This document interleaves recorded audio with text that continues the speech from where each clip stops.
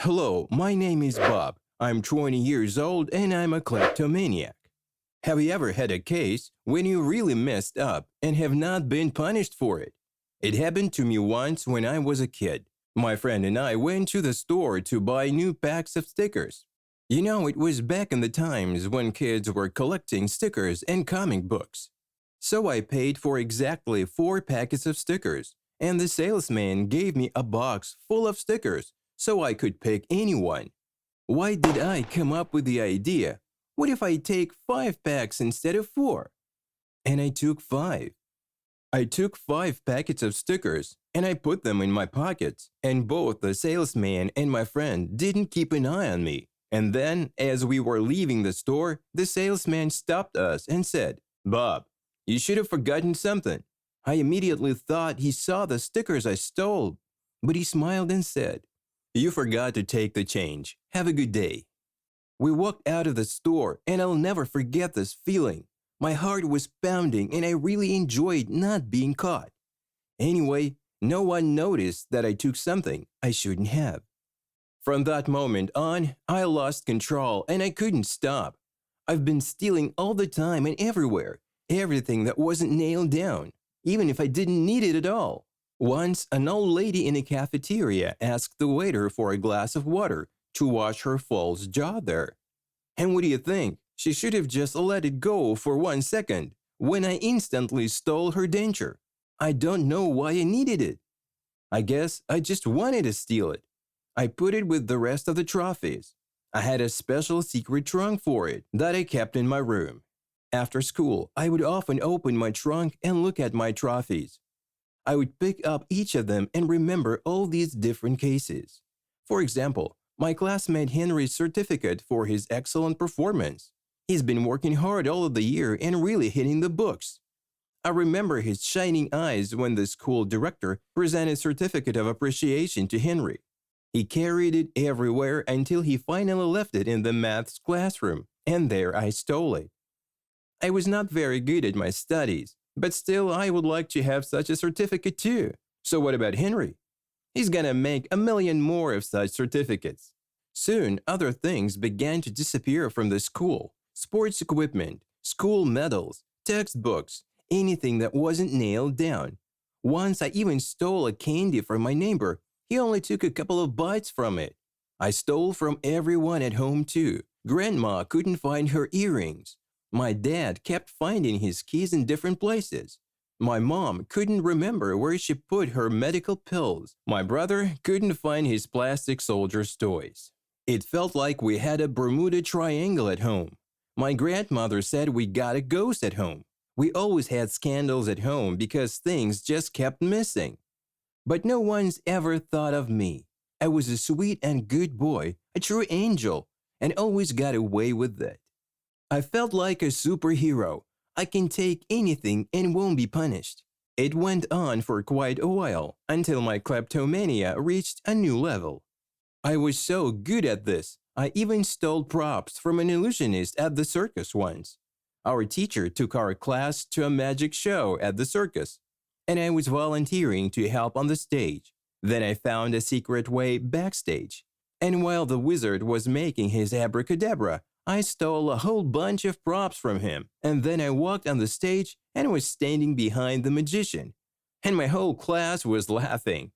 So I lived. My treasure trunk was filling with new things, and I even had to buy a bigger one. And then I graduated from school, and my kleptomania got even stronger. And I didn't want to just steal. I wanted to experience adrenaline. Now I was shoplifting, and once the shop security guy almost caught me. He was chasing me for 2 blocks, but I finally got away from him. It was the second best day of my life. The first was when I stole the 5th packet of stickers. So I ran away from the security guy. My heart was beating furiously, and when I was already home and safe, I felt the peace and bliss I never felt before.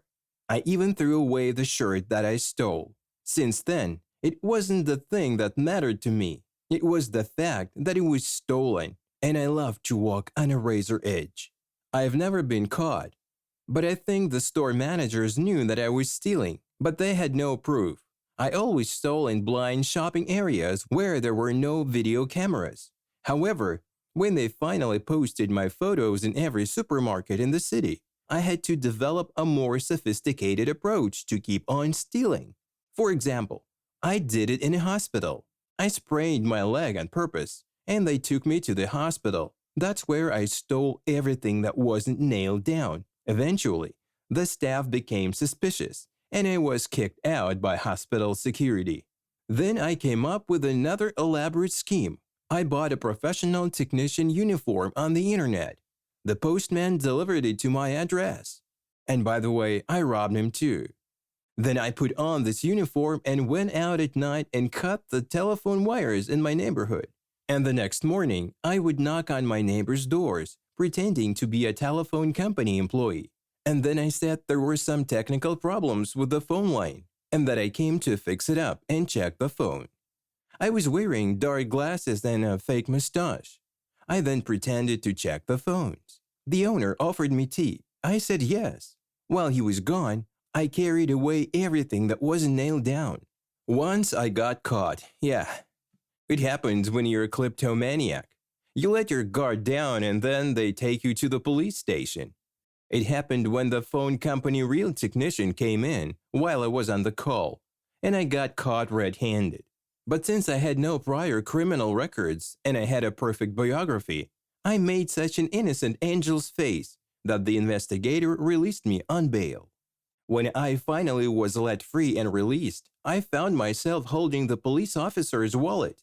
What a fool I was! My parents did everything they could to cover me up, and I wasn't sent to prison.